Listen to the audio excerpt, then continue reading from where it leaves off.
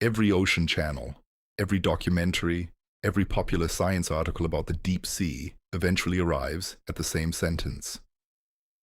We have only explored 5% of the ocean. It sounds like a warning. It feels like an invitation. It suggests that 95% of the planet's largest feature is a blank page. Unknown. Untouched. A mystery the size of a world. The sentence is useful because it is simple. And the reason it is misleading is that the ocean is not. The number does not have a single traceable origin. It appears in NOAA materials, in press releases, in the kind of institutional language that is designed to justify funding. The closest thing to a source is this. The percentage of the ocean floor that has been directly observed at high resolution by sonar or by human eyes, either through a viewport or a camera, is small. How small depends on what counts as observation. If the standard is high-resolution multi-beam sonar, roughly a quarter of the ocean floor has been mapped in detail as of 2024. If the standard is direct visual observation by submersible or remotely operated vehicle, the number drops to something far smaller. There is no agreed figure. Some estimates put it below 1%. The 5% number lives in the space between these definitions, and that space is where the confusion starts. Here is what is true. The entire ocean floor has been mapped, every square meter of it. Since the early 1990s, satellite altimetry has measured the height of the sea surface with enough precision to infer the topography of the seabed beneath it.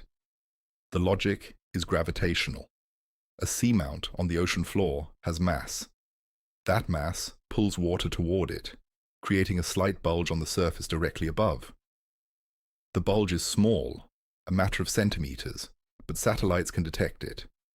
By measuring these variations across the entire ocean, scientists have built a global map of the seafloor at a resolution of roughly 5 kilometers. Every major ridge, every trench, every basin, every fracture zone is visible. The map exists. It has existed for decades. When someone says we have not explored the ocean, they are not saying we do not know what the floor looks like. They are saying the map is blurry. 5 kilometers of resolution means that anything smaller than a large hill is invisible. A hydrothermal vent field the size of a football stadium would not appear. A seamount 500 meters tall and 2 kilometers across would show up as a vague rise, indistinguishable from a dozen other features. The satellite map tells us where the mountains are. It does not tell us what lives on them, what the rock is made of, or whether anything is coming out of the crust at that location. It is the difference between seeing a city from orbit and knowing what is happening on one of its streets. High-resolution multi-beam sonar is the next level down. A ship tows a sonar array that sends sound pulses toward the bottom and measures the returns. The result is a map with a resolution of 100 meters or better. At that scale, individual vent chimneys are visible. Submarine canyons reveal their walls. Landslide scars on continental slopes become clear.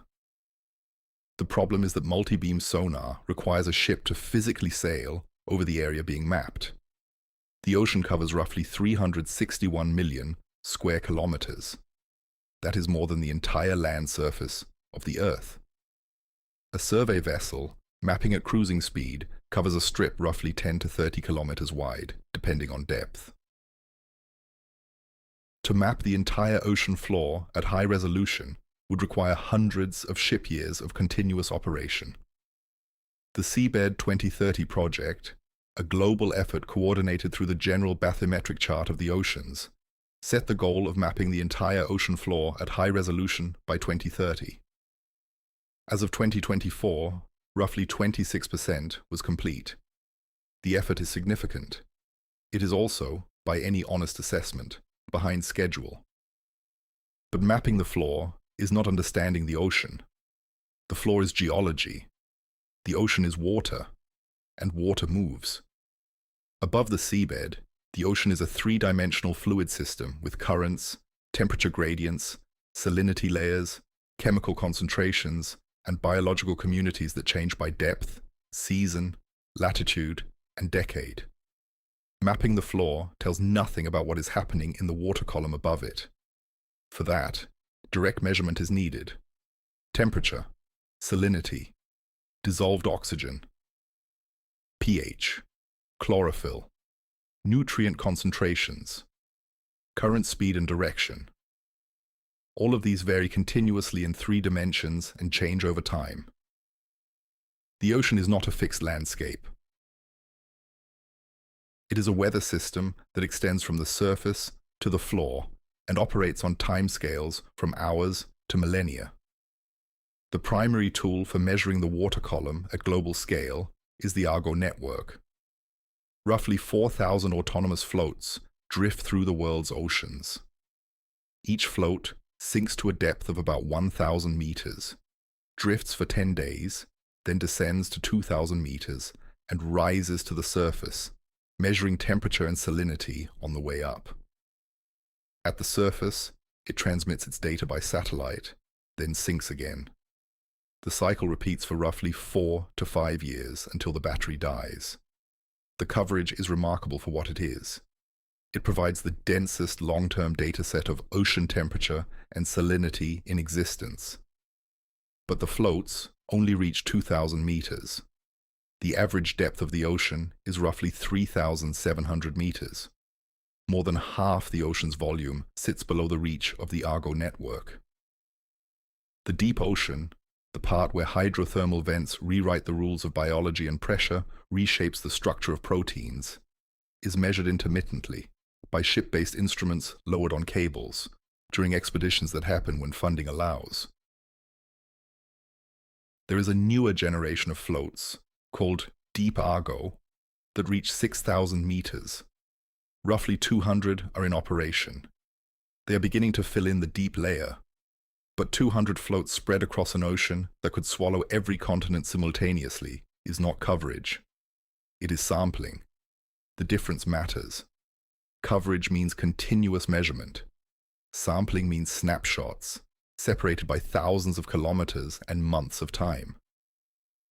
We are watching the deep ocean through a keyhole that opens briefly, closes, and opens again somewhere else. Submersibles have visited the deep sea. The number of hours a human has spent below 1,000 meters in the history of oceanography is difficult to calculate precisely, but estimates place it somewhere between several hundred and roughly 1,000 hours total. For context, the International Space Station has been continuously crewed for more than 2 decades. Astronauts have accumulated over 150,000 hours of living and working in orbit. More than 250 people have visited space.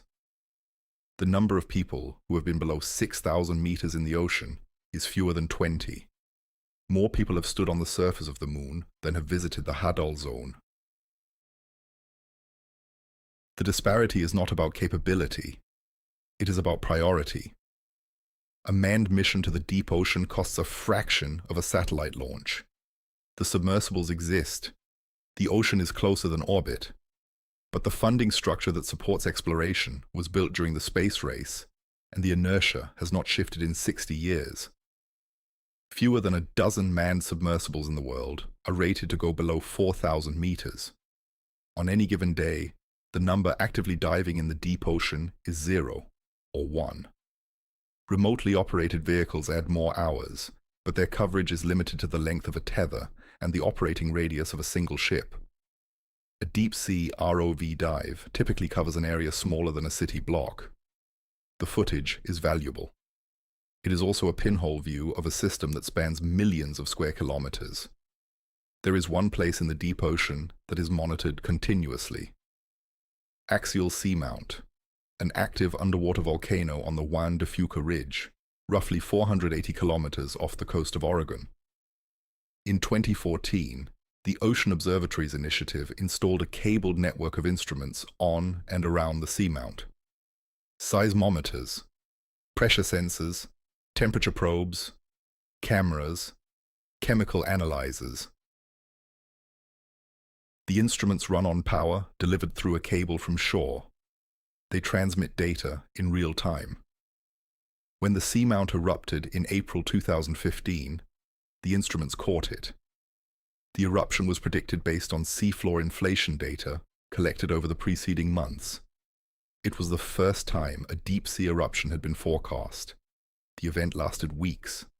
The lava flows altered the local hydrothermal system. The biological communities around the vents shifted. New colonies appeared on fresh rock. Others died. All of it was recorded. Axial seamount is one volcano on one ridge in one ocean. The entire cabled observatory covers an area smaller than a mid-sized city, and it produces more continuous deep-sea data than every ship-based expedition in the Pacific combined. The lesson is not that we need more ships. It is that we need to be in more places at the same time, all the time. And we are not. The biological picture is even thinner.